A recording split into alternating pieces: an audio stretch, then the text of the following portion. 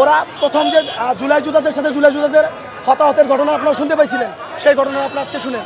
এখানে যারা অবস্থানরত অবস্থায় ছিল, এরা যখন আমি ওইখানে দেখার পরে আমরা পিজিতে ভর্তি, যখন আমি দেখতেছিলাম যে প্রত্যেকটা নিউজ আমাদের নিয়ে নেগেটিভভাবে হচ্ছে, কেন ওদের কোনো পূর্ব ঘোষিত কিন্তু ব্লকেট কর্মসূচি ছিল না।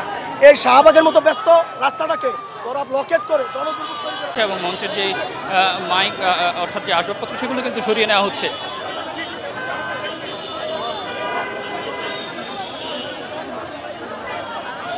এবং এরই মধ্যে কিন্তু যান চলাচল কিন্তু শুরু হয়েছে এবং শাহবাগের যে মোড় এতক্ষণ যারা অবস্থান করছে কোনো সময় জনগণের দুর্ভোগ সৃষ্টি করবো না, এটা হচ্ছে আমাদের মেন নীতি।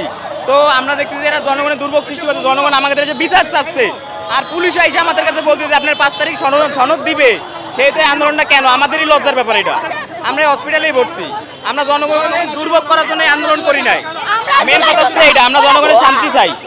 তো সেই হিসাবে আমরা এই জায়গাতে আমরা হচ্ছে গ্যাজেট প্রাপ্ত এবং এমআইএস হয়েছে আমাদের আমি চ্যালেঞ্জ দিয়ে বলতে পারি, আমাদের জুলাই যোদ্ধা এখনো পর্যন্ত কারো গায়ে হাত দেয় নাই এবং এভাবে নষ্ট করে নাই। ওরা হচ্ছে ভুয়া, ওরা আওয়ামী লীগের, ওরা ভুয়া।